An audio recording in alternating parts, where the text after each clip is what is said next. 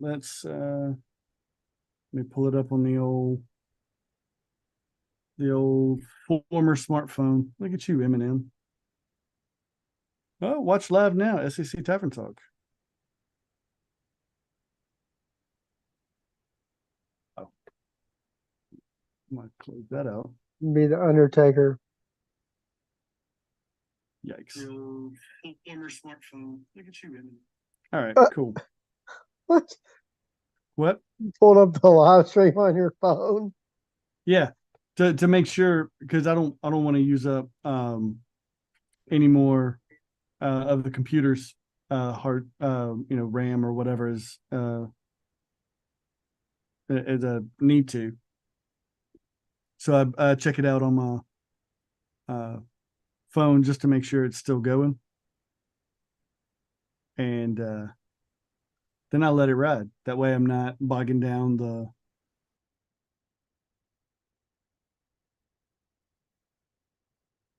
They produce a show from time to time.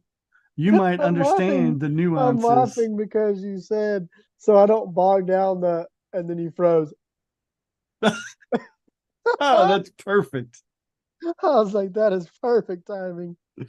That is perfect time. Yeah, I do it this way specifically so I don't. Yeah.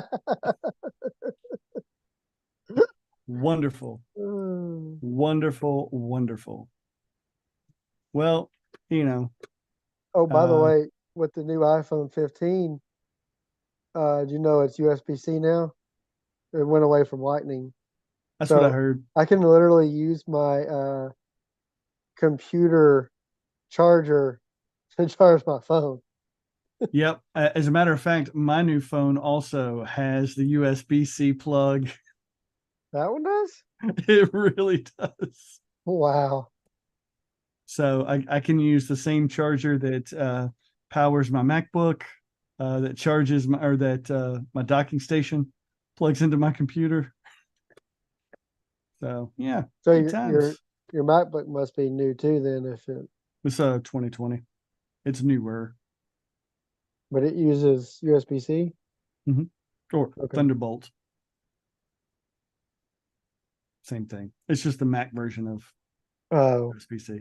It's same shape, same like the docking station that I use for work plugs in with the USB-C. I plug it into the Thunderbolt so I can use extra monitor and do research on the fly. Because we don't have a research crew. We're not that big of an operation yet. And somebody's got to fact check you when you're wrong, which is a lot. me? Yeah. Yeah. Who else am I talking to, Rob? Come on. I'm not Matt Mitchell talking to myself this whole time. Just give me a hoodie that says Alabama. Who says please? Oh goodness. Yep. Yep. So this is for those watching along, all none of you. This is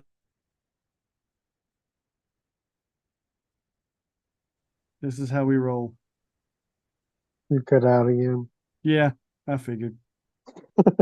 I usually do.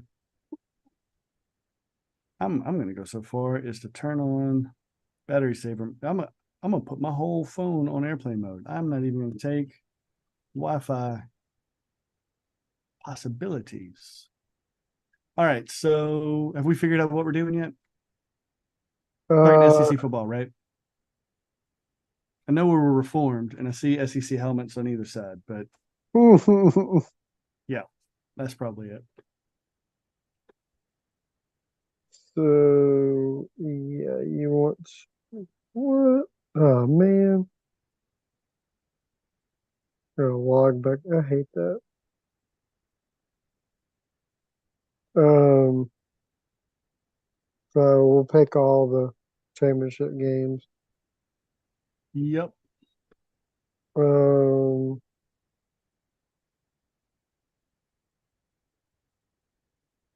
well, not all of them. The ones that actually are relevant. But No, let's pick them all. you want to pick Miami, Ohio, and Toledo, Boise, UNLV, Why not? What else are we gonna pick? All right. We don't have to.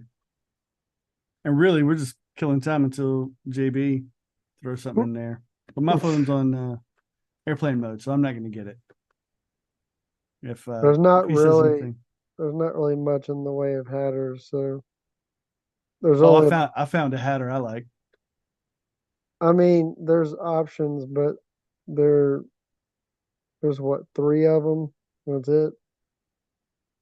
Yeah, there's only three that are potential, so We could hold off and record tomorrow when the Oregon Washington line ticks up to 10.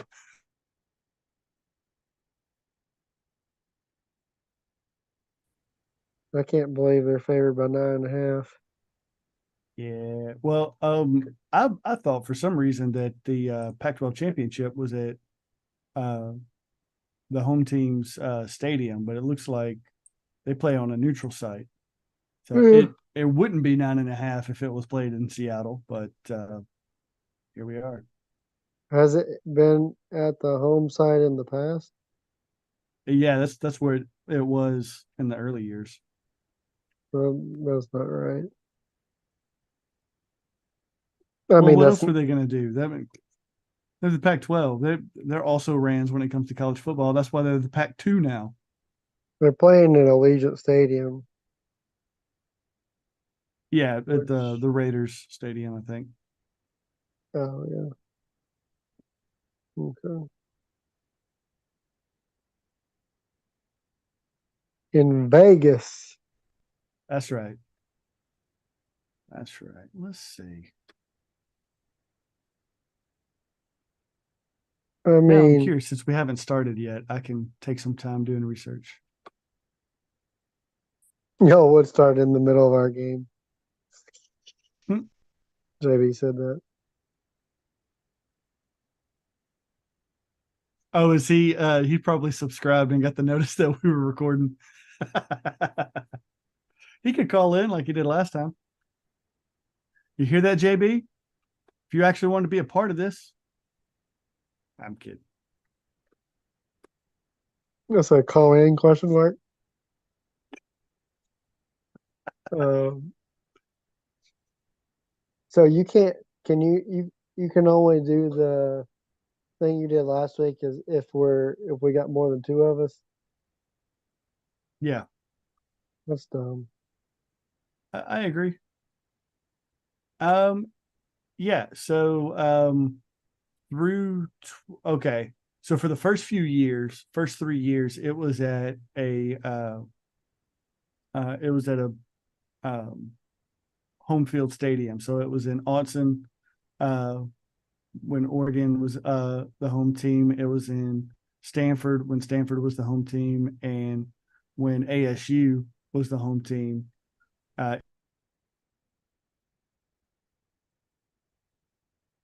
they played in Santa Clara, California. So I think it's where um, I think that's the Rose Bowl. I think I remember seeing something about the like when Bama played was it Notre Dame in the Rose Bowl. I think it was in Santa Clara. Oh well, no. It was a national championship. So there's an NFL team, Levi's Stadium.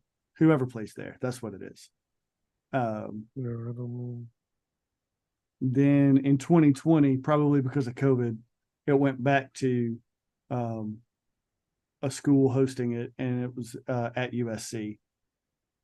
And then since then, it's been Allegiant Stadium past couple years. I got you. Are you ready? Yeah, yeah, I'm ready to fact check you. Let's go. Let's have just three and then two and then one. And we are live with another episode of SEC Tavern Talk. I am your host, Rob, joined today by my co host, Wes Meeborn. What's going on, buddy? What's up, man? Roll Tide. Go Blazers. I see you said co-host because friend got stuck in your throat on the way up, didn't it? Too much phlegm. Yeah, that's right. Oh, man. Friend and co host. Oh, goodness. Not necessarily in that order, right? right. Uh, Good to be yeah. back, man. How was your Thanksgiving? Thanksgiving Day was all right. I spent it with a friend because I was able to spend it with family, but my parents came in this weekend, so I got mom cooked on Saturday night. We watched the Iron Bowl and then Doors game. And then on Sunday for lunch, I went to Red Lobster and got the endless shrimp. So There you go. had I, seven rounds of I shrimp. was going to ask, did you count the number of shrimp you were able to put away?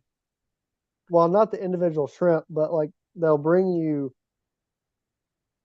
three different ones at a time, Hmm.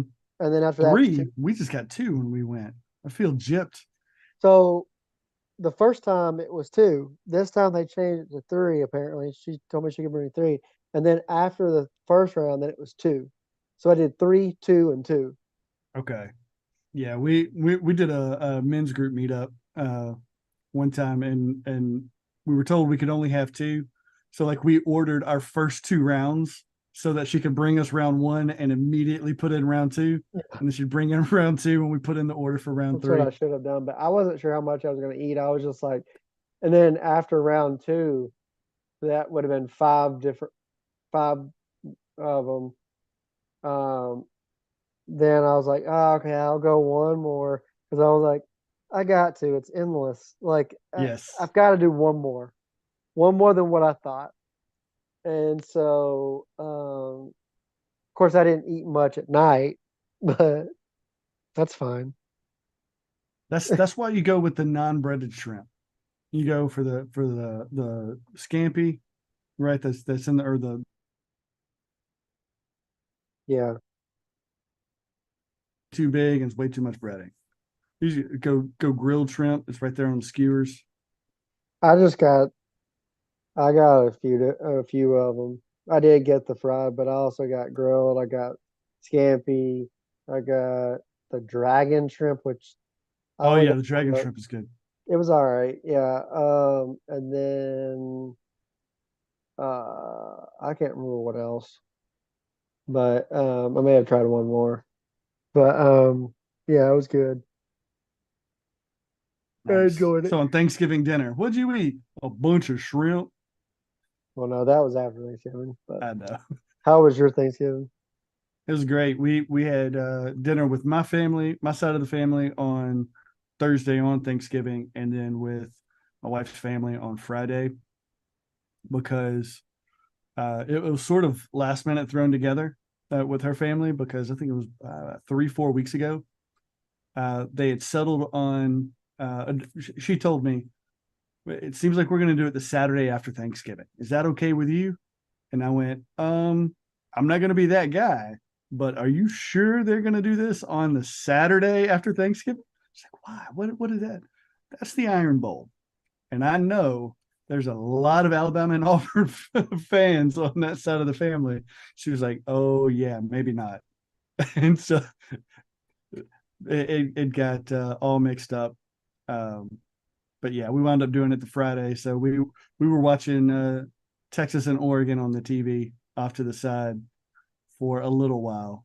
Then they got boring.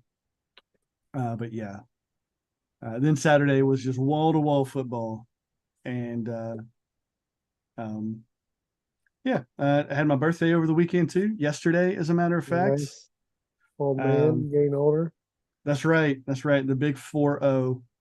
Uh, but yeah, that it's annual tradition. I take the Friday after Thanksgiving off of work, and so I've got a definite 4 day weekend. And if my birthday is on the Wednesday or the Monday, I take that day off too. Dang, we're in And so different decades of life now. You yeah, get that man, you're a 4-0. kid. You're in your 30s. You youngin.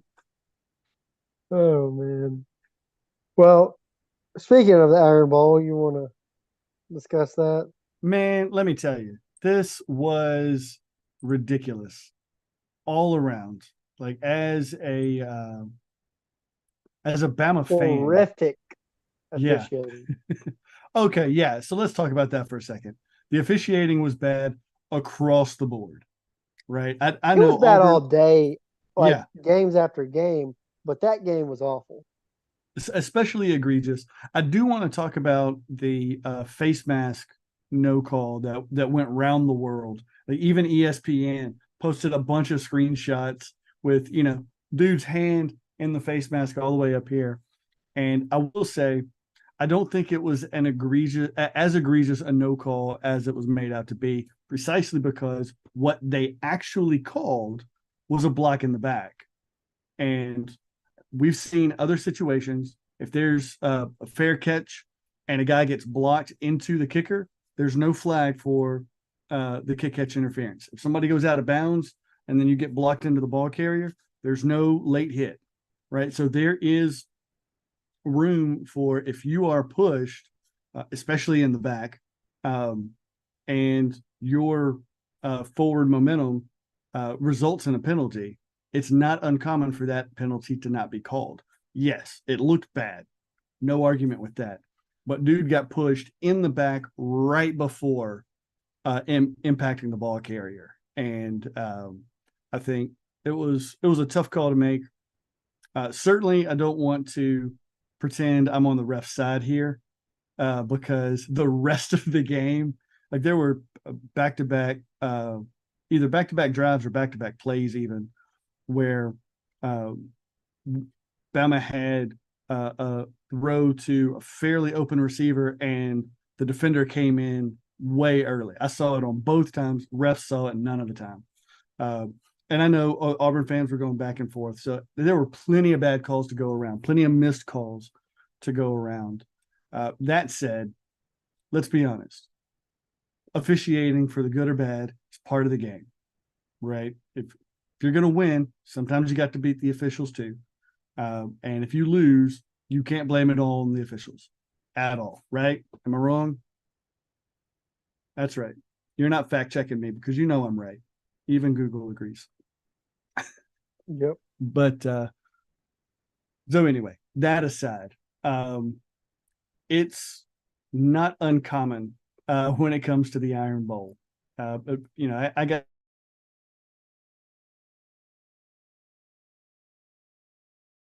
in 2019, actually the last three that were in Jordan-Hare.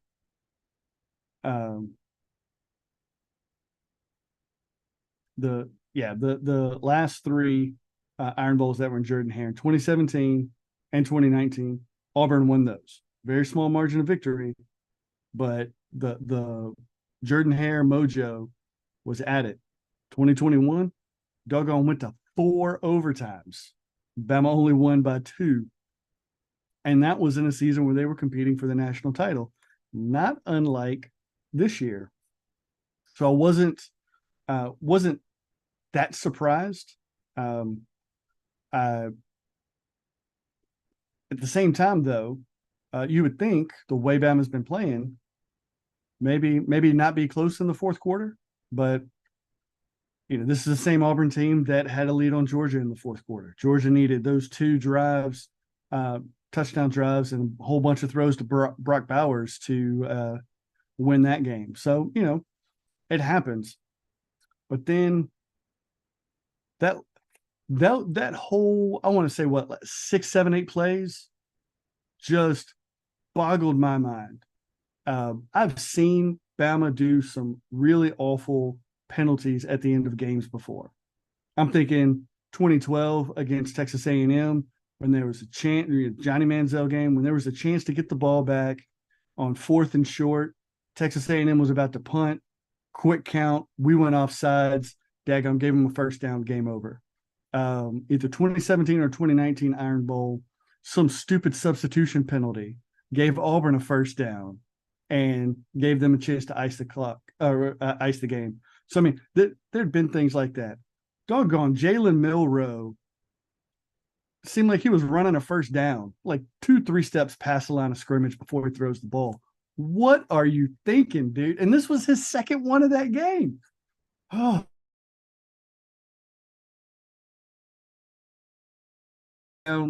It's first and goal or second and goal. Center snaps the ball right past the quarterback. Quarterback's not even paying attention. So he falls on it like you're supposed to do. And you get to a point where it is fourth down and goal from the 31-yard line. Are you kidding me right now? Right? And it's a 4-point deficit. So you can't even kick a field goal to tie or take the lead. 4 points. You got to get over the goal line. Now, I am grateful to Auburn that they rushed exactly 2 guys with a third guy spying Milrow. But that means 8 guys were around the end zone, guarding that with everything. Milrow found single coverage in the back corner of the end zone, put it on a dime, and where he threw it from about the 35-yard line, and it went to the back of the end zone. So you're talking about a good 40-yard pass, 40-plus yard pass in the air in the exact And right how spot it bad needed to does be. your coverage have to be if you've got that many guys back there and you get one-on-one coverage? Yeah, Like it every was. every wide receiver should have 2 guys on them. You know what it was? All of that luck that Auburn has been getting at Jordan Hare year after year, the kick six, you name it, all of it, finally went Alabama's way one time. And then on top of that, the ensuing kickoff, where Auburn's got a chance to try to come back and do something. Doggone, they get into a fight on the field that tramples a ref. Like, guys, come on, get your head in the game. The last thing you want if you're Alabama is to give them a free 15 yards with Hugh Freeze calling plays. Good grief. What was funny about it is, was it on the kickoff or was, I don't know, when they started fighting, my dad Mm-hmm. pointed out he was like number 19 from Alabama. He was like he did. I was like, yeah. But then when I looked back at it, I was like, yeah, that's because the guy swung at him first, so he retaliated Mm-hmm. Yep. because he went straight for his, like, hit him straight in the face. So then he came swinging right back, and Oh, he was like, such a oh, he did. mess. I was like, yeah. And he goes, oh, I see you now. But yeah, that was crazy. And then top it off with daggum sack fumble that bounces back into the end zone. A lineman picks it up, barely gets back out, clock's running, and then they almost in the game with a pick six. If he hadn't stepped out at the 3-yard line, and I still don't think he did. I think it wasn't for the spread. We can put those conspiracy theories to rest because Yeah, even see, with that extra 6 points, I saw you put the score up as if they scored a touchdown, and I started to correct you, like, nope, it was 27. I at that point I hadn't seen any correction. Like there, but Oh, you see, don't when they expect the first, CBS announcers to do anything about it. Gary and uh whatever dude's name is, it's not Vern anymore. Brad, they couldn't get the calls right either. They could have been officials for I knew it wasn't a touchdown because they never called a touchdown on the field, and so I Mhm. knew something was up. There Mm-mm. was one ref that called a touchdown. Oh, it wasn't. It Uh, didn't seem like it never showed up on the TV as a touchdown. well, that's where I got the score from. Is the score changing on the TV? Oh, I don't know. I don't know what it was, but something Leave was it to a off. Georgia fan. Well, the score changed at first, but then and it said final, it said 27 Yeah, 24, and yeah, I they didn't, changed it back. but it didn't, something seemed off when he scored it. I was like, wait, did they not give it to him? Because I thought he was in, but then I was like, I wonder if he Yeah, stepped out of bounds. yeah, So, and that's fine, and I'm okay with that.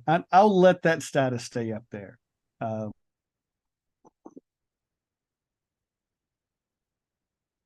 Touchdown. It was only a 9 point game. but Uh, no, so we had some issues with the refs that I was just like, now we gave up 205 yards on the ground, and uh I mean, like, they in no way, like, if we lost, it would have not been because of the refs. But like yeah. some of the blatant calls, like they called a face mask on us when the guy's hand went across the top of his helmet. It never even came close to his face mask. Hmm. And they called it a face mask. And I'm just like, what? And then I'm like, since when is that been a penalty? And then we had one where we had him wrapped up and we were pulling him back. They blew the whistle and he finishes turning around to let go. And then he just does this very lightly, just like he's already leaning and he's trying to let Hmm. go. So he just very loosely pushes him down on the ground. And they called unnecessary roughness. And I'm like, dude, most guys would have slung him on the ground. Yep. And he just like trying to let go of him. He can't stop his momentum. So he like slightly pushes him down and they is a 15-yard penalty. And then to make matters worse, we had a catch that like y'all had one where your foot was in bounds and they called it incomplete. Yeah. And But this is a good example of the announcers being stupid. The announcers said that it was called on the field as a completed catch. And then the refs came out and said the ruling on the field stands, pass is incomplete. And yeah, they're like, how do you not know but see, this? this was even worse. We had the ball was caught with his foot like at least a yard in bounds. Like it wasn't even close. Yeah. It was called on the field as a catch because he had the foot in. When he caught it, he had his hands on top and on bottom of the ball. It was like this. And Yeah. so, but he had it on the points of the ball, right? Hmm.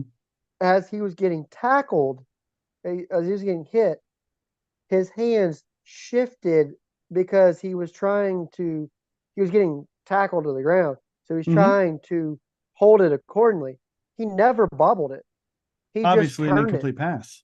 He just turned it and like kept turning it all the way to the ground. And then as he's about to fall down, he pulls it Hmm. in to his body. But he had full control of it the entire time. Like at Goodness. first, on like I was surprised they called it on the field a catch because Hmm. I thought he bobbled it at first, but then like live. But when I saw the replay, it was clear as day. And I'm like, I could understand if they called it incomplete on the field. Then they said they didn't have enough to overturn it. I would have understood that. But they called it a catch on the field. It was clearly a catch. So how Hmm. could you overturn it? Like that's the stuff that gets me. And I mean there were other stuff too, but like those are the ones that come to mind as the most egregious. And I'm just like,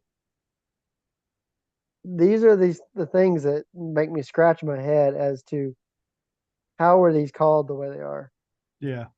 and so but I mean we gave up 205 yards on the ground. That pistol is not fun. It's like it's kind of like the option, but it leaves you open to passing and Yep. running. And so it's a lot of reads Yep. and it's a weird setup too. Like I think Georgia just was not used to defending that. And so, and say what you want, but Georgia Tech is way better this year than last year.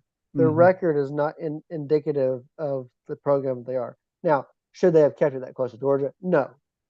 But it's a rivalry game. It's not the Iron Bowl, but it's still a rivalry game. They Yep. like to keep it close to us at times.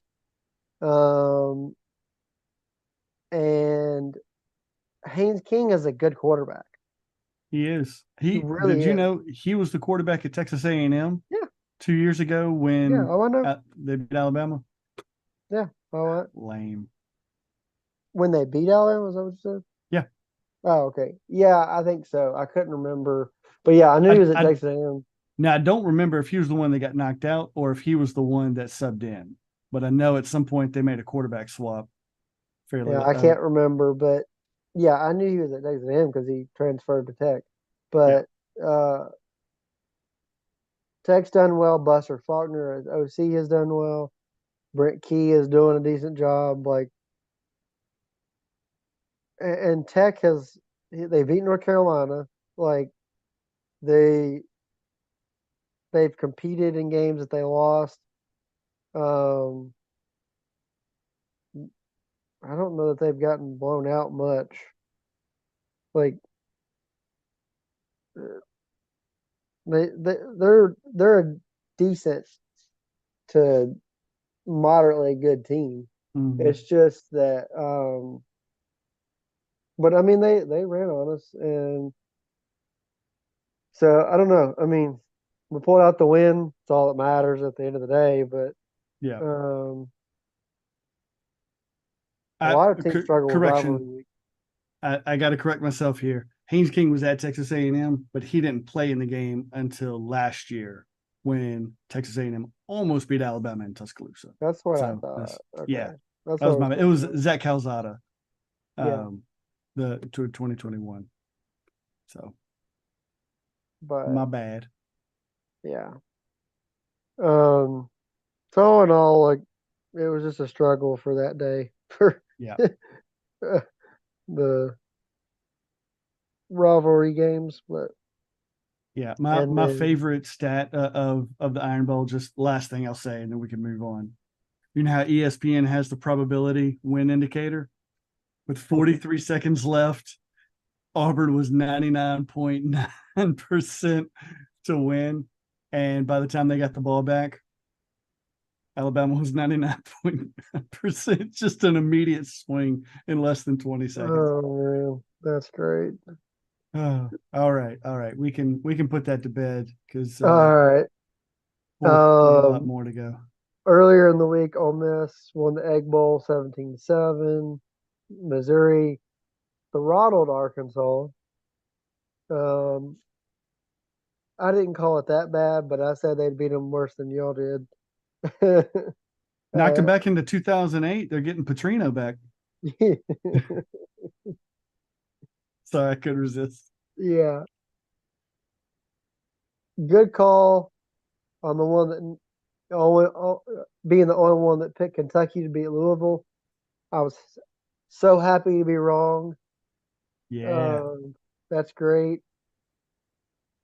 Um, Wish that had been a Hatter. that's that's just a clutch win for Kentucky. Just Yeah. give hats off. Um, LSU defeats Texas A&M 42-30. Tennessee beats Vanderbilt. Who gives a crap? Or doesn't even matter. Florida State edges out Florida 24-15, even though Florida beat themselves because it was Mm-hmm. 12-0. Was just a bunch of stupid mistakes, penalties, and Yep. sadly, I was right about this one. Clemson beat South Carolina 15-7. Um, Repeat that. I said I'm sad to be right about that. I was right about this one. Clemson beat South Carolina 16-7. Yep. Um, you picked Carolina, I believe. Yeah, I picked the SEC in all of those matchups.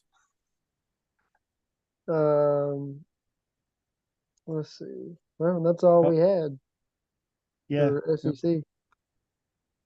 And I just want to say across the board, like rivalry week did not disappoint.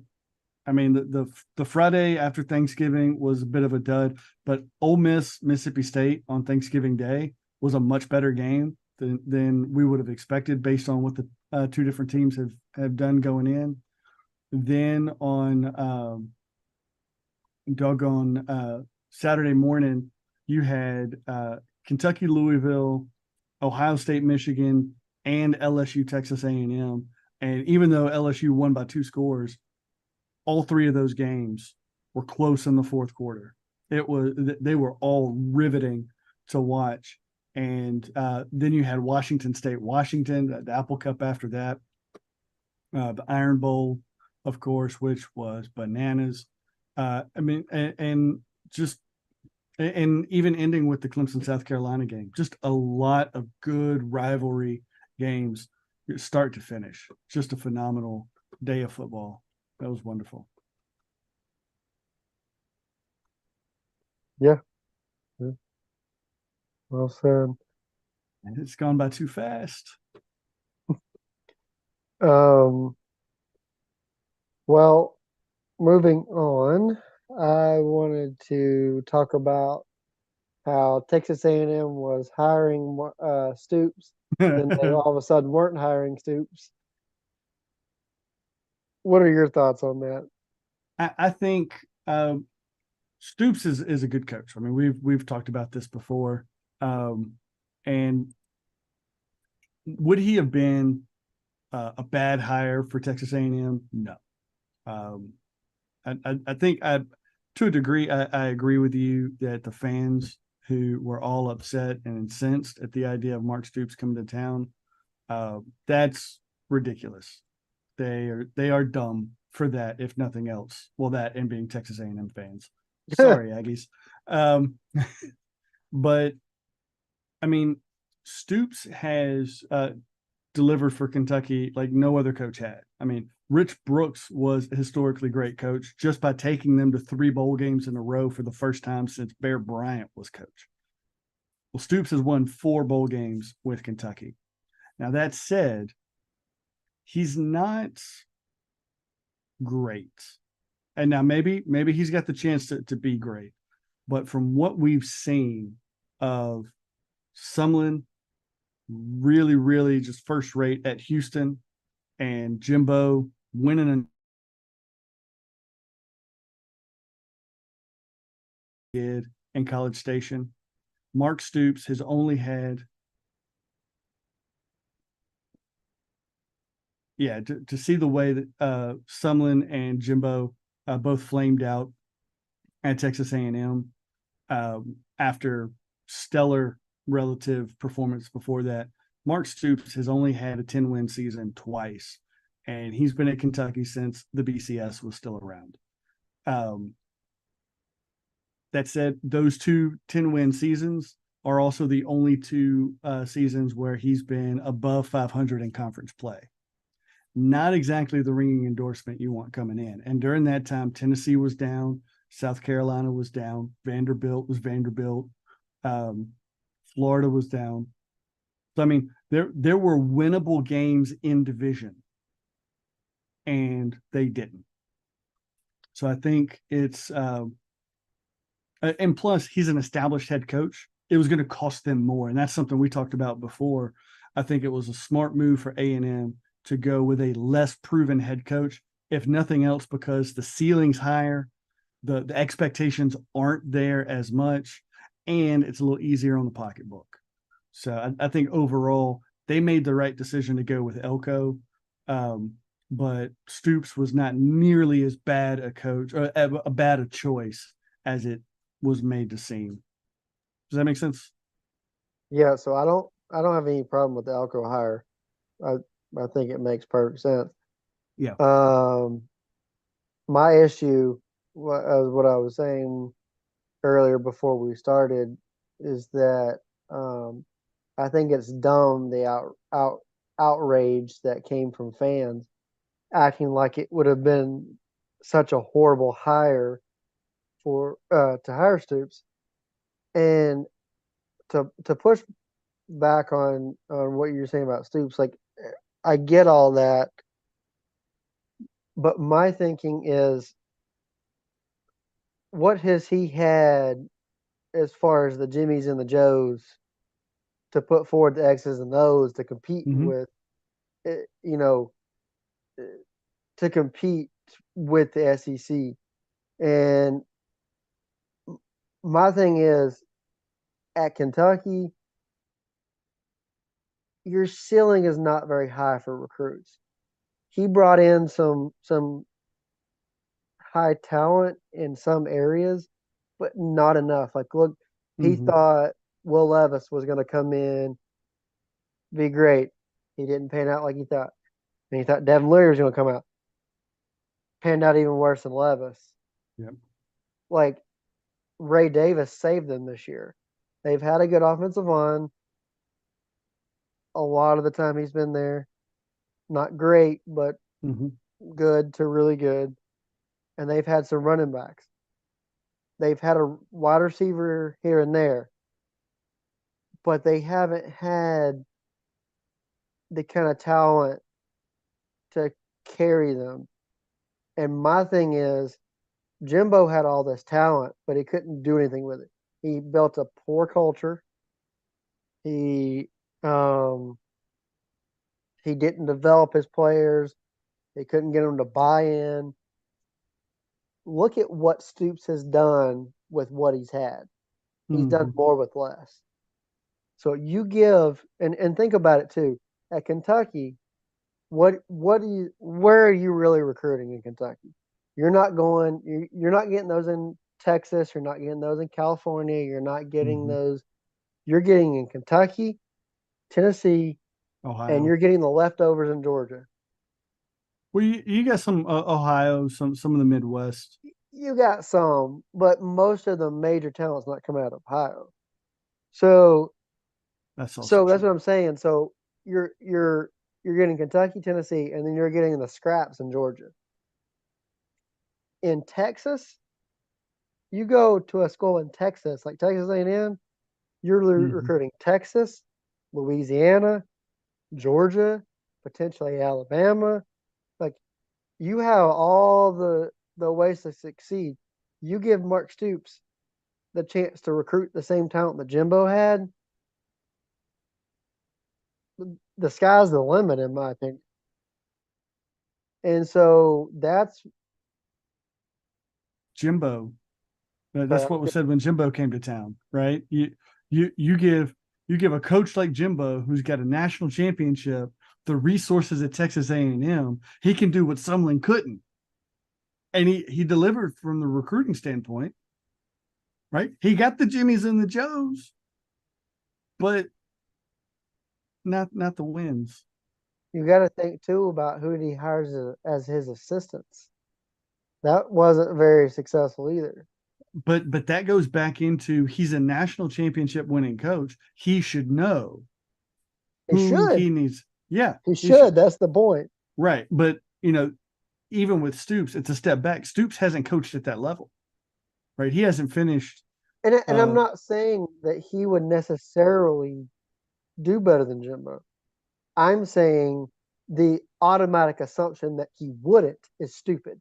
well, yeah, okay, that's fair because we have a body of work from Jimbo Fisher, and I'm pretty sure that either of us or even JB could do better at that job.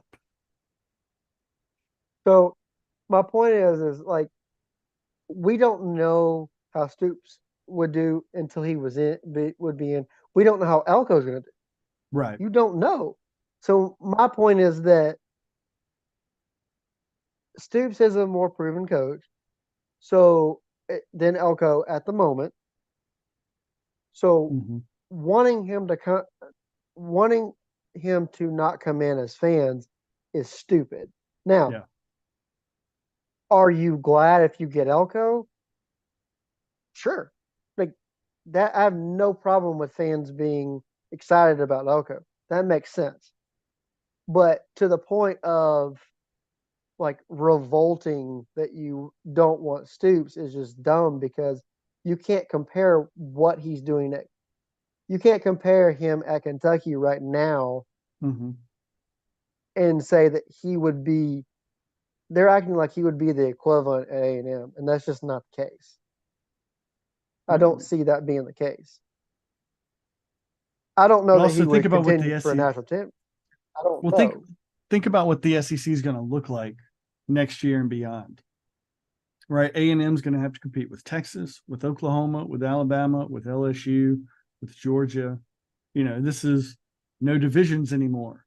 Right. So, and Just the way this I is a wanted team it. that, yeah, this is a team that hasn't sniffed the SEC championship game in a decade, right? Of being part of the conference, and I mean, there's there's a Heisman Trophy winner that was in this back that was part of the team. It's at one point. There's a national championship winning coach that was there at one point, and they couldn't even win the division.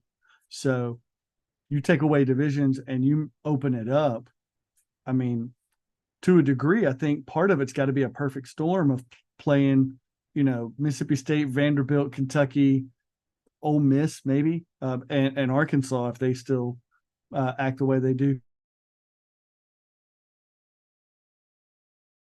And you know, you could say the ceiling for Stoops is as high as can be, but it was more believably higher when they hired Jimbo Fisher than had they hired Stoops. I think it's a more realistic approach with Elko though, and I think that's why Stoops would have been a better quote unquote hire, all other things considered. But I think for where Texas A&M right now, Elko is the better hire.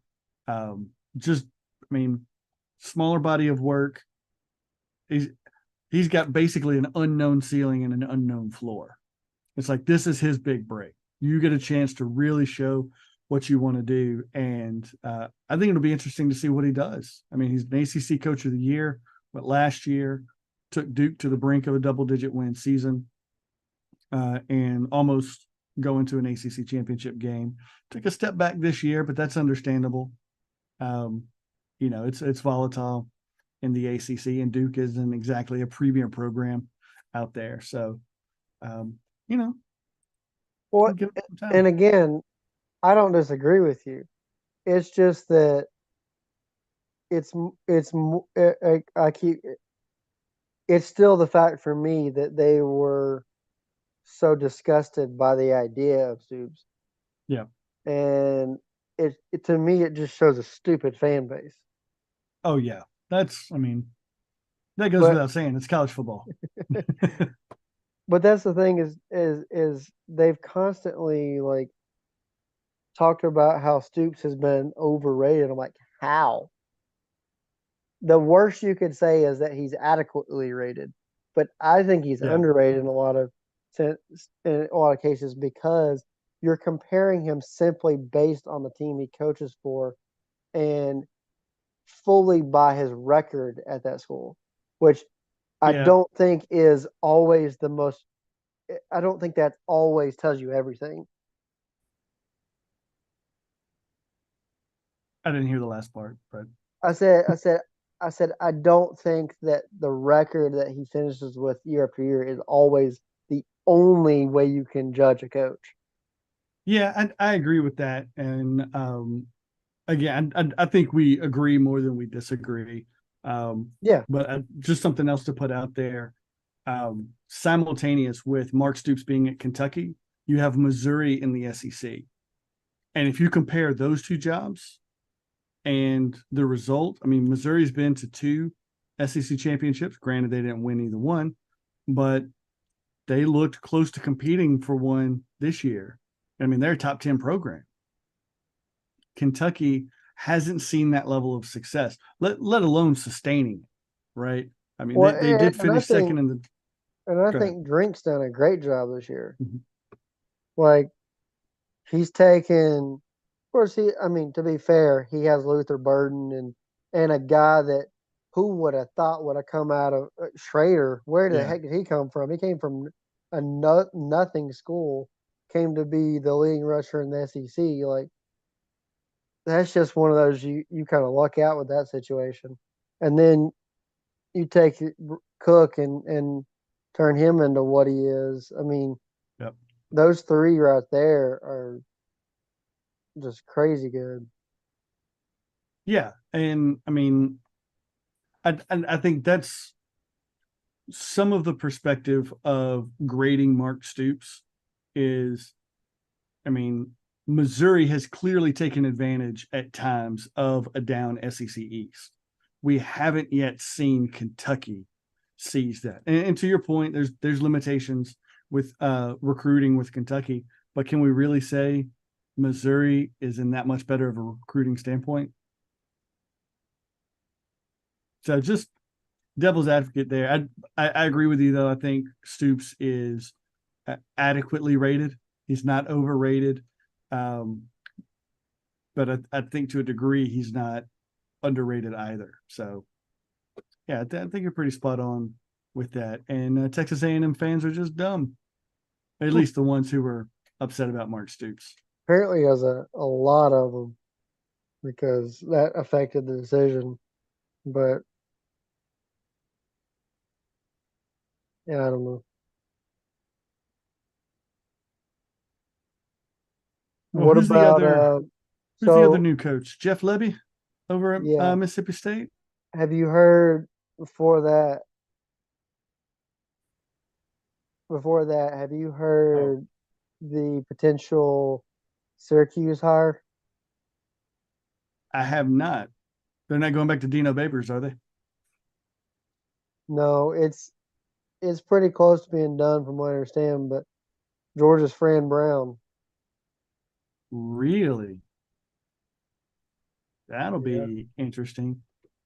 Um, It's making one of our assistants that before Georgia hired him, I didn't know who he was, but mhm. Kirby went out and said, "This is an up and coming coach, and I'm gonna go get him," which is Yeah. what he did with Dan Lanning, by the way. Yep. And He wasn't even a coordinator. He's a DB coach. yeah, hmm Wow. That's it's rare to get promoted from position coach to head coach. Sam Pittman Um, did, but Pittman did. I think we talked but about this before. Coach O originally, and yeah, notably, probably the most successful, um, Dabo Swinney. yeah. So I mean, I don't know. There's a lot to like about Fran Brown, but yeah, that's interesting to me, and I don't really know what I don't know how good the Syracuse job would be, but hey, you're starting off at a Power Five school as a head coach, so Yeah, I mean, a school that doesn't have high expectations, where an 8 and 9 win season is really good, and if you can tie a couple of those together, I mean, it's not James Franklin at Vanderbilt, back to back 9 win seasons, but can we you talk know, about that? How do you have so much success at Vanderbilt and yet you crap the bed constantly at Penn State? I think it shows where just how much better Ohio State and Michigan are as programs overall. Yeah, Um, the residual effects of the latter years of Joe Paterno and how that school has been perceived. I mean, I I don't know. I think it is speculation.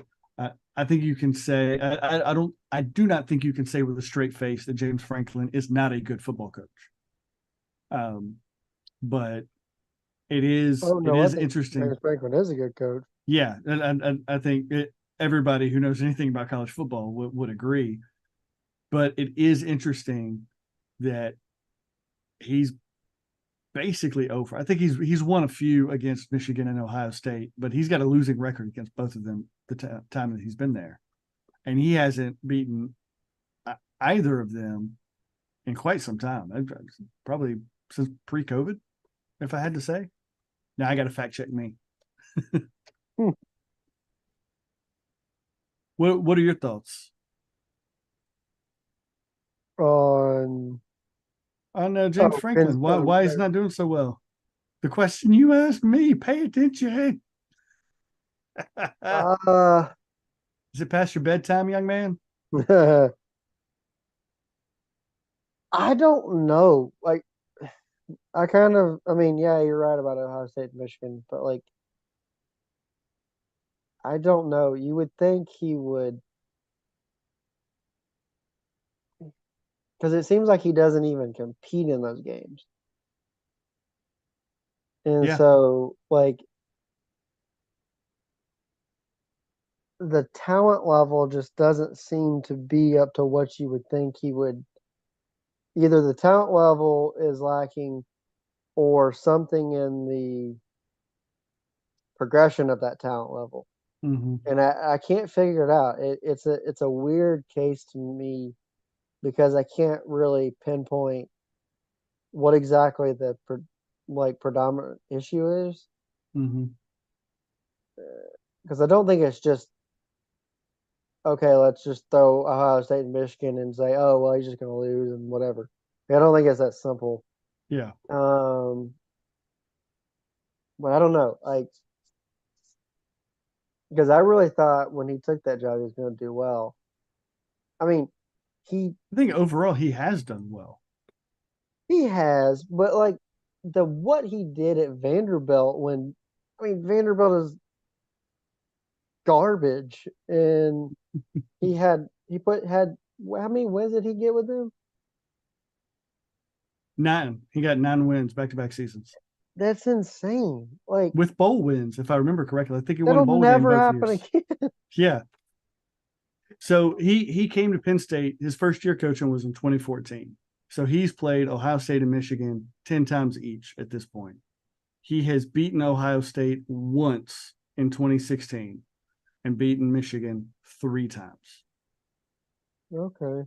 He's done better than the other ones, but But he's on a 1, 2, 3, 4, 5, 6, 7 game losing streak to the Buckeyes and a 3 game losing streak to the Wolverines. He did beat Michigan last in the COVID year, and actually played Ohio State and lost the COVID in that year. But I don't really have much to say because I don't know what to think about it, honestly. Like I want him to do well, but yeah, I wanted him to do well too. I mean, if nothing else, given those 3 programs, I would rather see Penn State do well. heck yeah.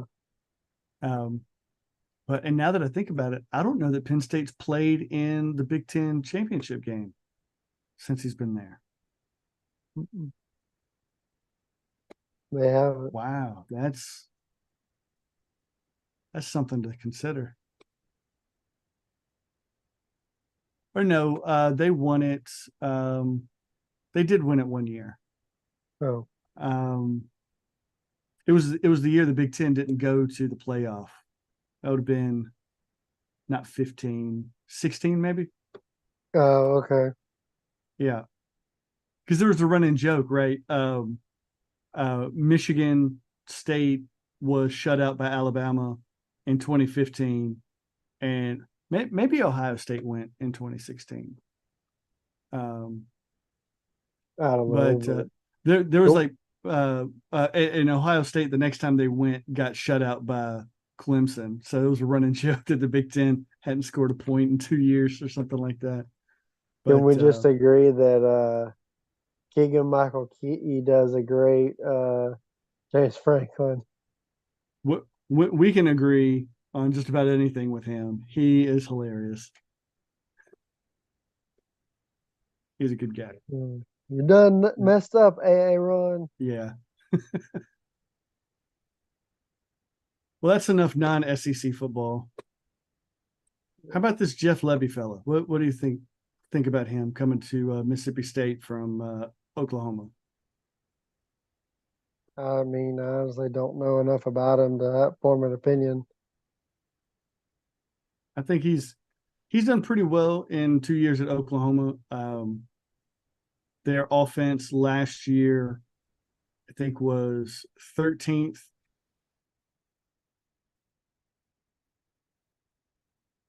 Top 5 nationally in both Repeat categories. that. Oh yeah. Um, so last year they were like 13th in scoring offense and 30 something in total offense, or flip those, I forget which. They're top 5 in both categories this year. So I mean he's done great strides with them, including this year uh, almost contending for a Big 12 title and knocking off the favorite in the Big 12 title game, Texas, in the Red River Shootout. So that was no small feat, but unfortunately, my viewpoint is I think Mike Leach proved, sadly, that type of offense doesn't play well in the SEC.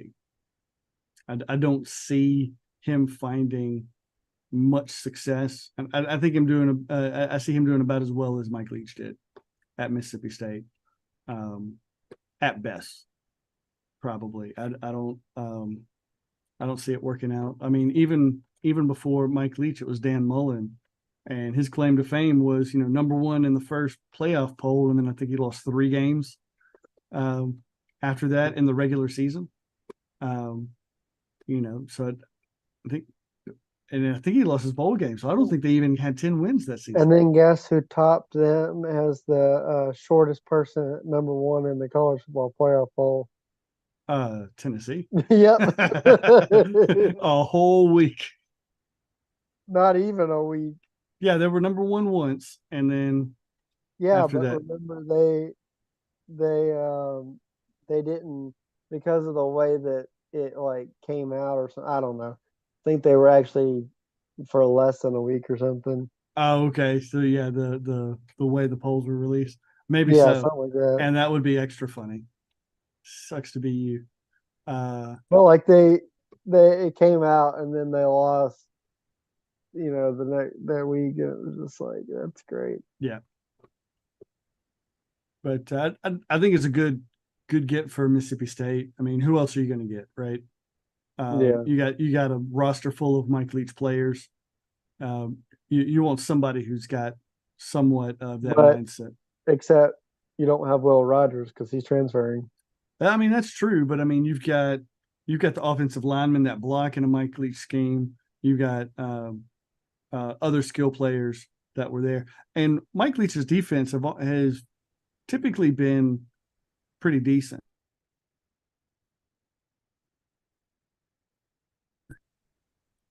I think if he gets a good defensive coordinator, they can be all right. Yeah, But I I think Mississippi State in a lot of ways is similar to Texas A&M. I mean, it's not a premier team in their own state, and kind of an also ran in the conference. Although at least Mississippi State has been to the SEC championship game once. So just gonna say, I don't think they go again in the foreseeable future because it's certainly not going to get any easier. But no, it's a good move for Mississippi State, and I think it provides some continuity schematically with the players that they have, and we'll probably see him for 2-3 years. If he does well, I can see him getting overtures from a bigger program, maybe going back to the Big 12, maybe going to the ACC. Um, who knows? Depending on how Venables does, he's an Oklahoma guy, right? That's his alma mater. So I think it's kind of odd that he left, but he could always go back if Venables doesn't last more than a couple of years after coming into the SEC. yeah. So yeah, that seems to Any be other? about it for SEC coaches. Billy Napier's not really going to get fired at this point. I don't think. No, what he needs to do is hire an OC and stop trying to call the plays himself if he wants to Wouldn't be the stay head worst coach of idea. Florida. Yeah, that wouldn't be a bad idea. That Who else that had that disappointing hasn't that results? doesn't work anymore. A head coach being the OC as well. It worked.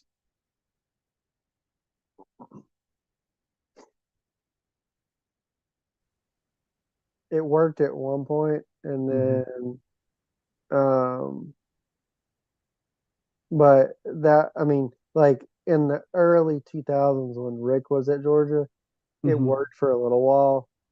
Him calling the plays, but you need to hire an offense coordinator. Like, Yeah, stop trying to be the hero coach and just go hire an offense coordinator with a good mind. Let him call and the somebody plays. who's in sync with you and as close as possible. Yeah, but it's not working for him calling the plays. It's just not. Yeah, And if he doesn't go out and hire an offensive coordinator and they crap the bed with this class coming in, assuming he doesn't have any more a bunch of flips, before National Signing Day. He could just go get some recruits from Colorado. But assuming he craps the bed with this class, like I don't see him making it past next year. Yeah. Um, I, I would say next year, if he doesn't win 8, 9 games, he's probably gone. okay, that I was going to bring up my next question is now that we've seen Jimbo Fisher replaced, um, who do you think has the hottest seat in the SEC? Well, right now I don't think Napier is a hot seat, but fans aren't gonna be okay with back-to-back years with not making or barely making a ball game. You're gonna have to Yeah. win at least 8 or 9, Okay. preferably 10. And I mean, I just you look at the scheduling the way it's going now. I don't know. I mean, you might be able to. They've got Florida State's not going to be as good next year. They're losing the quarterback. They're losing the players. They're going to be good, but not that good. But Florida Uh, State, who else? I was just saying, Florida State is losing some key players. They're Yeah. not going to be as good. Then you got Miami, probably not going to be all that great next year. I think they play. I want to say they play UCF. Yep. Um, I think they'll be fine with that. Um, and then but then you have to like So there's so go the ahead. the probably the four toughest games they'll play next year. Um, Georgia, Florida State, Texas, and either Miami or Tennessee. Right. Well, let's say Miami and Tennessee, and that's five. Say they go 3-2 in that stretch. They win 10 games. Probably don't win a seat in the conference championship game, even if one of those wins is against Georgia. But they go 3-2 in that stretch, even 2-3. You think he's safe? Mm, possibly. I don't Yeah. think, like I said, because I don't think his seat is hot right now. Okay. Some people want to say it is. I don't think it is, but there's only so much of a leash. They Florida has now sniffed national championships, so they're not going to go back too far and Yeah. be okay with that. Like before the Tebow days, whatever. And they Like had it one wasn't. national title since what, the 60s when Spurrier was there? No, they've had two.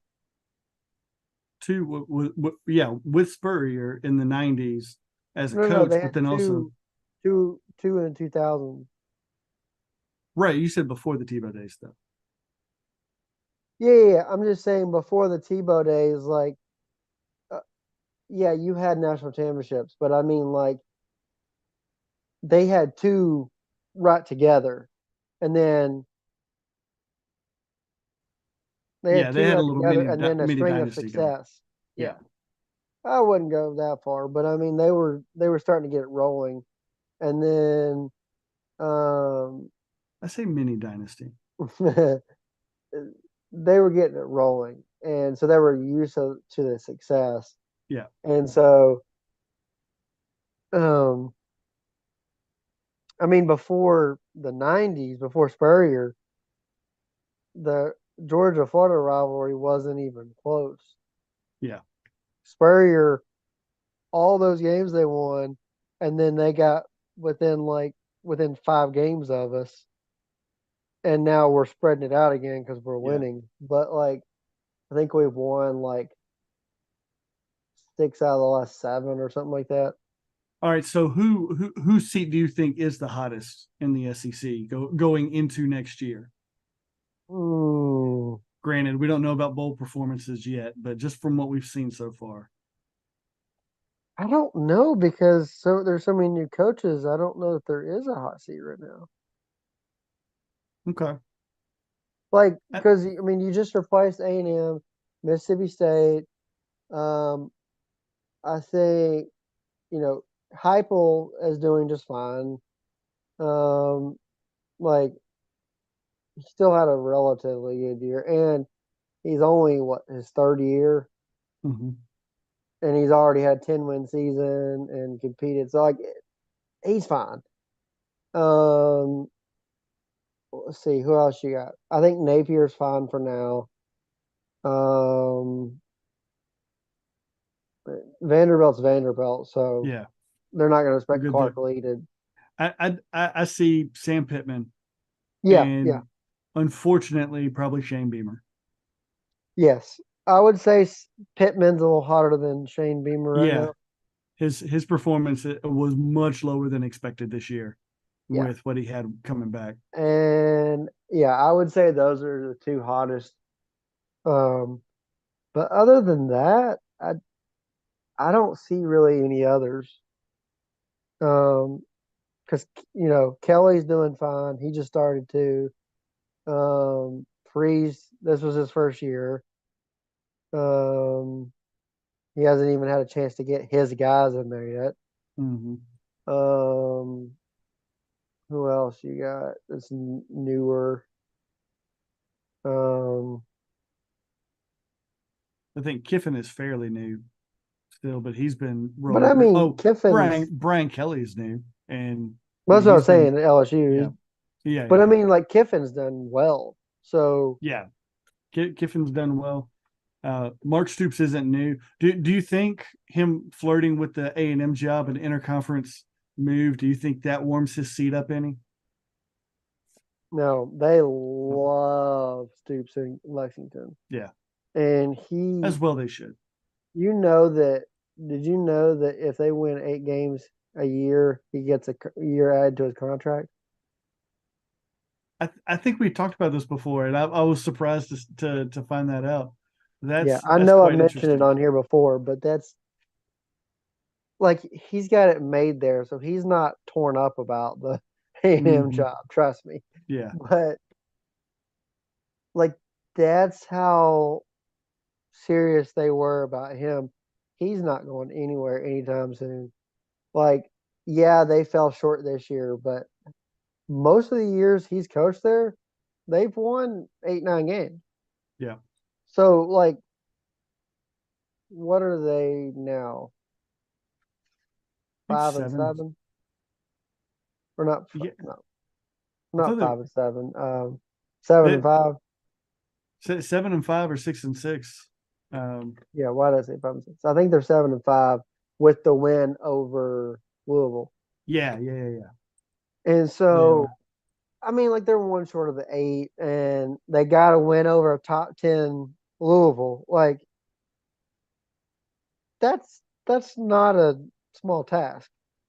You Yeah, got a win over your rival in a top 10 status when everyone thought you were going to lose that game, except for you. yeah. But So next year they'll still have Louisville on the schedule. They'll still have Georgia. They've got Texas, and they'll add Ole Miss. They've got Auburn, Florida. It's not going to be a cakewalk. yeah, I just don't think he's on the hot seat. But I Even if they miss a bowl game next year, he's had a nice little streak of bowl games. If he loses this bowl game and then misses a bowl game next year, you still think he's safe? I think he is, but we after that we might be having a conversation about the hot seat for the following year. That's fair. That's fair. I think I'd agree with that too. Um, because I don't think they're gonna push him out that quickly. So Yeah. All right. I think that covers all of the coaches. How about some picks? yeah, let's do it. We spent more time than we wanted to on the coaches. You want to stick to the Power Five conference championships, or you want to open it Yeah, up? let's do it. Well, Okay. no, I'll I'll I'll just call out the ones. Okay. You Um, call them out, and I'll just tell you who's going to win. there we go. Who's your hatter, first of all? It's non-SEC. So is but mine. it's yeah. Um, I am going to pick New Mexico State over Liberty in the Conference USA Championship. Ah, They are exactly a 10-point dog. And we talked, I don't know if it actually made it to the episode, if it was something we talked about afterwards, but I like Jerry Kill as a coach. I loved him at Minnesota.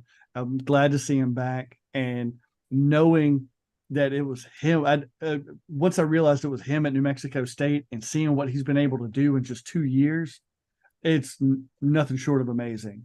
And I think he's the right kind of coach, and he's got the right kind of team to upset Liberty, a ranked top 25 Liberty team to win a Conference USA championship for the first time in New Mexico history.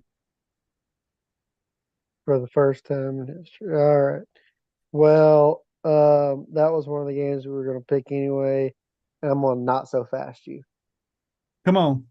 Salter has what saved my butt in I don't know how many weeks in fantasy. He's been killing it this year. I'm taking Liberty. And but you know what? They don't cover the spread. There you go. I'm going There to you give go. New Mexico State the benefit of the doubt, but I don't think they win outright. Take the over on that one, though. I will say that. Yeah, yeah, yeah. Take the over. What is the I don't know. I was just 55 and a half. Yeah. But both teams are getting 30 points plus. yeah. All right. Um, Who's your hatter? That'll be the next game we pick. Texas is going down, baby. Horns down. Yes. I'm just hoping. I wanted I was gonna have that as my hatter, but I had to show some love to New Mexico State. But I will Because join you. I will join you in that pick because I love what Gordon is doing when he totes the rock. well, And that Texas has and been you need Texas to lose. well, yeah, that's what I say. It's a lot of wishful thinking. Don't get me wrong. Um, I think but there's a world where even if Alabama wins, if Texas, if certain things happen, we may have no SEC champion in the Final Four. oh, for sure. And that would be ridiculous. I mean, I don't agree with Paul Feinbaum often, but Yeah, he just blasted the idea of a 14 playoff without an SEC. I mean, if nothing else, like as big of an Alabama fan as I am, if you've got the reigning back-to-back national dogs, if they lose a close one to Alabama, even if you don't put Alabama in the top four, I don't think you can drop Georgia out of it. I really don't. Um, I mean, in my view, I think Alabama should jump Georgia, but I don't think you can have the 14 playoff without it. That said, we talked about this before. If Michigan wins, if Washington wins, Florida State wins, and if Texas wins and Georgia loses, I don't know that you can make an argument for Alabama getting in. I really don't. Unless, no, I mean, three undefeated Power Five conference champs and a one-loss conference champ that beat Alabama in beat Tuscaloosa. Alabama. I just, it hurts my heart, but I don't know how. Now, granted, if that happens, trust and believe by next week, I'll have the arguments. I just don't have them right now. Fair enough. So who are you picking in that game? Oh yeah, I'd pick Oklahoma State as well. Like I said, I love what Gordon's doing when he's toting the rock, and Texas has been really good against the rush overall. But Mike, I'm a man. I'm 40. Gundy, he's probably in his 50s by now.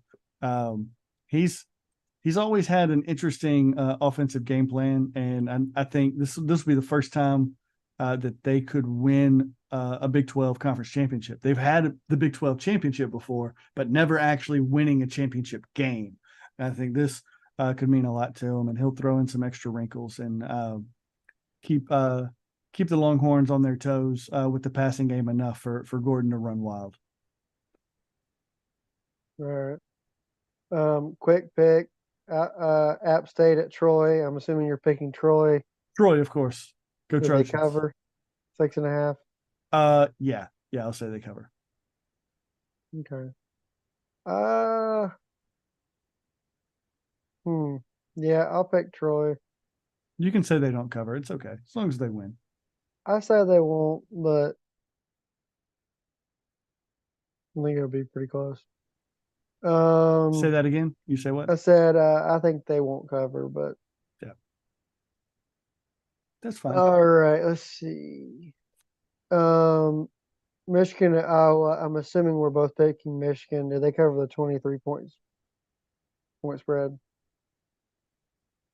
Unfortunately, I think they do. I think so too. For the record, I'm rooting for Iowa. I'm rooting for utter chaos in the Oh playoff. yes, yes. I'm rooting for chaos that sees Georgia and Alabama in the playoff. I think it could happen, and I think it would start with an Iowa upset here, but I think Michigan wins, and yeah, they probably cover the spread. Iowa's offense is just atrocious. Their defense is good, but their offense is awful. Yeah. Yeah, Michigan might Oh, win this just if only defensive points counted. oh goodness. All right. Pac-12 championship. Oregon at Washington. Oregon 9.5 point favorite. I'm really surprised to see Oregon. We talked about this pre-show to see Oregon as a 9.5 point favorite. I know they've been playing really well, but I think your Heisman winner is sitting on the other sideline. So give me the Huskies and Penix to go 2-0 against the Ducks in the season and win outright. Not so fast. Yeah, there it is. Come on, I talk, praise Bo Picks, please. No, I won't do that. But no, I'll say this. He has found his team. He thrives in this offense. Um, I do have to give him credit where credit's due. Don't think he should win the Heisman, but um, I think Penix is more likely to. But I think Oregon is a better overall team. I think Washington won by the skin of their teeth the first time because they were at home. I Mm-hmm. think I think Oregon is deeper altogether. I think this being on a neutral field favors Oregon. Um, and as we've seen time after time after time after time, it is extremely difficult to beat a team twice in the same year. Mm-hmm. Um, Give me Oregon, but I'll go plus 9.5 for Washington. I do Okay. not think they cover the spread, but I do think that Oregon wins the game. I'm not sure. I think the Pac-12 has some of the worst bowl tie-ins. So what do you say? The loser stays in town for the Las Vegas Bowl. Well, so what I keep seeing is that they're thinking Georgia's going to end up playing Oregon in the first round of the playoffs, which is assuming they win this game. Mm-hmm. But that is what people have been predicting, which I'm all for that. If we win and they win, I think that would be I think that would make sense, which would then assume that it's Michigan versus Florida State. Florida State, and I don't know. I think Oregon jumps them, but they I'll, jump who? Florida State I don't. Well, okay. with not having Travis at It quarterback. depends on what the committee decides to do. If they Yeah, do what they should do, they shouldn't jump them. yeah. But if they do what I think they will do because they're stupid, then they'll jump them because they're going to punish them for something that's out of their control, even though their body of work says they should be I ranked mean, above Oregon. it is a 4 seed instead of a 3 seed really all that much of a punishment, though? Yeah, because you have to play Georgia I mean, that's first fair. round. So I would rather, if I'm them, I'd rather play Michigan with Michigan's track record in the playoffs lately. Yeah, That's I would eminently much fair. rather, although I don't think they can beat anybody without Travis. But that's not the point. The point is the disrespect of having to play the number one team in the country. Interesting though, because just another wrinkle with the way conference realignment has changed up the bowl games. If Oregon did jump, then the Rose Bowl would be a Big Ten champ and a Pac-12 champ, just like the old days. But I'll be honest with you, I would hate to be an Oregon Say it in the again. first round of the playoffs. You'd I hate to would be one. hate to be an Oregon team traveling all the way to New Orleans to play an SEC team. Mm, yeah. That does not appeal to anybody. Nope. So I think given those options, I would rather, if I'm Oregon, to your point, I would rather play Michigan instead of Georgia, given the locations. I didn't even think about that. But yeah. All right. And then lastly, um, I don't think it's gonna be any shock who we're picking. We're Assuming not I'm going to pick Florida State Louisville, oh, sorry, I forgot Louisville, because I'm from Alabama. the app has it separated. Sorry. Yeah, I didn't forgot about yeah, let's do that. Um FSU is favored by 2.5. Who you got? give me Louisville. Bounce back after the loss against Kentucky. Expose Florida State in a way that Florida just could not do. Uh, I, I I think honestly, Louisville is probably a better team overall, top to bottom, than Florida. Um, Yeah, and with as long as they're healthy, as long as nothing happens on this coming week, um, them getting Florida State without their starting quarterback, I think is just enough of an edge for them to get the win. agreed. All right. So assuming I'm picking Georgia and you're picking Alabama, Mm-hmm. um, give me your thoughts on the game. Um, I I'll just be honest. I don't like it. I don't like this game any more than I liked the matchup in 2021. Um, so that gives me hope, right? I mean, Bama was a one-loss team fighting for their playoff life, as close as it was, and then Bama came out in the SEC championship and thumped Georgia for what was it, for 41-24 for the second time in a row, something like that. Um, I don't see it being that big. I see if Bama wins, it's going to be a close game. Um, and once again, I don't like the odds because Georgia's played in a bunch of close games. They've trailed a lot early on, and they fought back and won. And I think this is two heavyweights. I think this is a de facto playoff game. Um, and I would say probably the wild card is going to be how healthy is Bowers.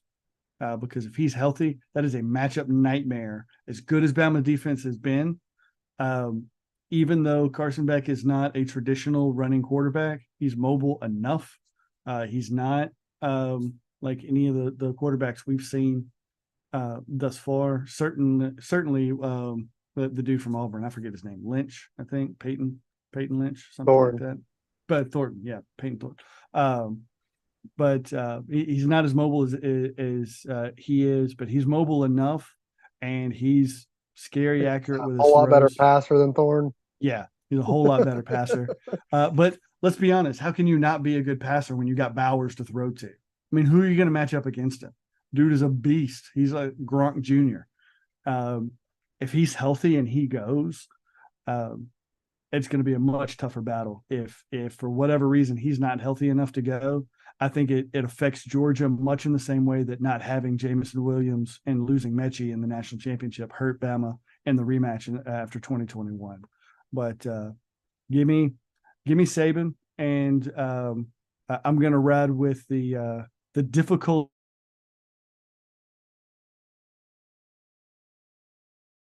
straight undefeated seasons.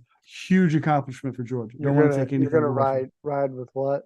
I'm going to ride with Saban and the unbearable expectations that a team puts on themselves riding a winning streak like they have been. Because my word, three straight regular season undefeated, or three straight undefeated regular seasons, incredible. Only one loss in that time frame, and I'm going to go also with history because Bama and Georgia have played, coached by Smart and Saban respectively, twice in the SEC championship, and both have gone to Saban. So I'm going to go three in a row, SEC championships, and Bama wins.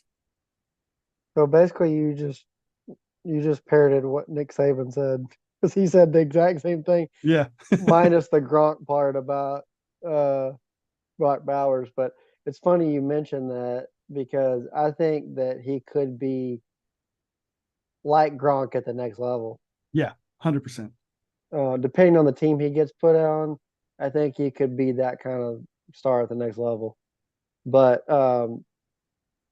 bringing it back to the SEC championship, uh, I am wondering how many players are going to play.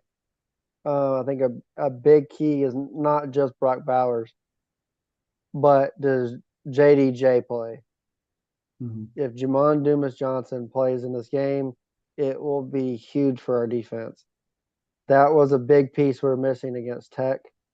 Um, and we had freshman linebackers out there who are extremely talented, but just green. Mm-hmm. They're just they haven't had the experience, especially one in particular. And so uh, we've had some injuries. Um, I'm thinking that not all, but some of those were left out intentionally, even though Kirby discouraged that idea. I don't think he wanted to make that obvious. Yeah. But I think some of them were held intentionally because it was Tech, and he wanted them to be ready for that SEC championship. Um, I'm thinking that Brock is one of those. I don't see Brock, even if he's not fully healthy. I Oh, just he's not. he's not missing this game. If he can go, he's not missing this game. Yeah. He's not the type. And as much as we struggled against Tech's run game, Alabama's more traditional running game, Mm-hmm. not a fancy like pistol type. I don't see Bama We're not a having. Gus Malzahn running team. I don't see Bama having near the success on the ground that Tech did. Yeah. Um, and I think a big thing will be how well can we contain Milrow in the pocket? Because if we can contain him in the pocket for most of the game, I don't see it going well for Bama. Mm-hmm. There is the factor of have we have not beat Saban in Atlanta. Um, it's actually 0-3 in Atlanta. National Well, championship not. is in Atlanta. Oh yeah, I forgot about that. That was the rematch. I was So thinking just this particular setting. yeah, so because when we beat you, brother Natty, it was not in Atlanta. Yeah, that was Indianapolis, if I remember right. Yeah, Indy. Um, Ain't beat Bama south of the Mason Dixon. yeah. So, but yeah, but I do think that overall Georgia's the better team, at least on paper. Um, and I think Georgia gets it done.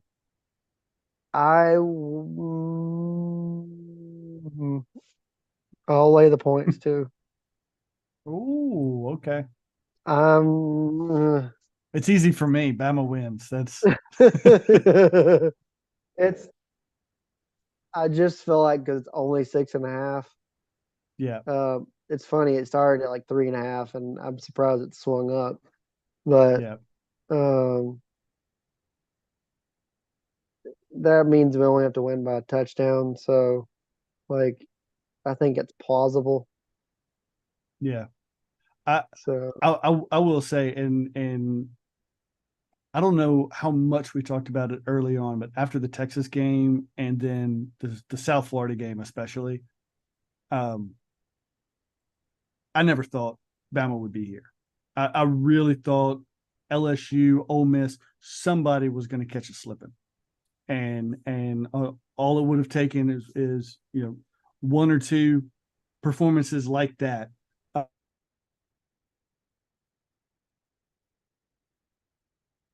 to get to that point.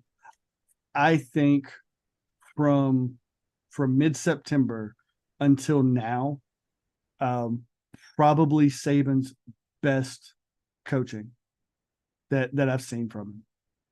It has been a phenomenal turnaround, and I think it happened halftime of the Tennessee game. Since then, Jalen Milroe has looked completely different. The defense has played much more cohesively. The running game has been more successful. The offensive line has played much more consistently. And quite honestly, from what we saw in those first few games, just the fact that Bama is here is a testament to how great a coach Saban is, how willing to adjust he has been. I mean, you could go back and look at the national championship, swapping quarterbacks out at the half, but taking a quarterback that just lost a game at home, benching him for the entirety of a game you struggled with against a USF team that had no business being in that game. And then for him to receive it just as well as Hurts did when he got benched in the national championship game. And his turnaround and his improvement to where people are legitimately talking about him as a dark horse Heisman contender, I think is just out of this world phenomenal. I think Tommy Rees has proven to be right up there with Michigan's interim coach as best assistant in the country. Um, and I know a lot of Bama fans will say, "Look, if we don't win this game, it's over. It's ridiculous. We should be a national title contender." I think right, win or lose, this Bama team is one of the best that I've seen from a coaching and an improvement standpoint. And um, if we lose, hats off to Georgia. But with the talent we got, look out next year too. I'm just legitimately just happy to be here. that's fair. Yeah, I mean, I don't know what's going to happen. I'll trash talk till the game is played, and then Yeah, either I'll blame it on the refs or I'll win with grace, right? yeah, I really don't know what's going to happen. So, I'm just waiting to see. But Yeah. I have a friend at work that I was like, "You think we could watch the game together?" He's like, "Oh no, because he's a Bama fan." I was like, "How about we just watch the Pac-12 championship together? That's safer." I'm telling you, man, if I wasn't going to be in Atlanta for the game, um, by the way, if I wind up being behind the Georgia bench, watch the news. That's all I'm going to say. Um, but I really think um, like having a live stream like with both of us simultaneous during the game, doing like what the Manning brothers do on Monday Night Football, I think that would just be so fantastic. Hate that we can't do it this year, but the way things are going, we'll have another opportunity, right? Hey, I mean, we can do it for a playoff game still. That's right. Hey, when chaos happens and Bama and Georgia are 3-4 again and win the opening round and then go to the national championship, I can't afford the tickets and the travel to Houston, that's for sure. So I ain't going there. I can barely make it to Atlanta. Yeah, but I mean, it doesn't have to be a Georgia Bama game. We can just commentate on another Hey, game. I'm game. I'm game. Let's pick some bowl games and have some fun with it in the off season. I say off All right. season. This is off season for us. We're waiting until the New Year's before The we really get into bowl off games. season. That's Yes. right. Josh Pate always whispers it because he doesn't like the word off season. Yeah. Says it's never off season. Like "Ah, off season for the Uh, casuals. The yeah. way he says it, but yeah, I got you. it's gonna be good, man. Um, I'm nervous and excited, and then I don't even know what to feel. So All right. I just said I'm nervous and excited and Oh yeah. everything. I don't know what to feel. It's but it's a good feeling though, isn't it? It's It's like such I an felt the anticipation. I'm just ready for it. it's like I felt that last drive of the Iron Bowl. It's like, Yeah, oh my gosh. I was enjoying it because like either result, like I'm not upset. So like Yeah. I'm just enjoying the game. But like 4th and 31, And then they converted. yeah. Well, It's like before that they converted the 4th and 19 or whatever it was. mm-hmm. It's crazy. Or no, it's 3rd and 20 and he got Yeah. 19 of it. Yeah. And I'm just Yeah, like, that's the one where should have been a targeting on the defender, but a poor guy, the refs felt bad for him because he ran into Milrow and got knocked back on his butt. But yeah, it's what was it? The old crazy. Sanford and Son line. It's the big one, Elizabeth. Coming to join you, honey. Man, I swear. I part of me wants this SEC championship game to be settled and basically decided before the fourth quarter. So I can either just start the mourning process or celebrate, but I do not need these problems. I'm an old man in my 40s now. I got to take care of myself and I can't be having these stressful days. Oh, trust me. If it's coming down to that in the fourth quarter, I'm gonna be relaxed on some bourbon hard time, Yeah, like for sure. you're either celebrating or drowning, one of the two. I'm gonna start at the beginning of the game and I'm gonna get so either result I'm fine. You know what? Hey, it could be worse. I could have an empty glass. Right. Oh man. You got All right, anything brother. else?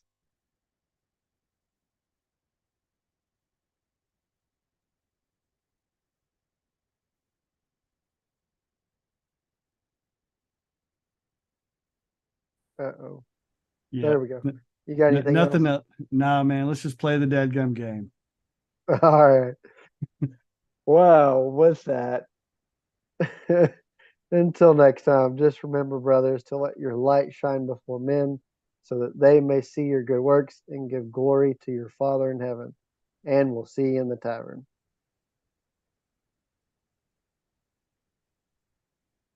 There we go. Gotta get my sign.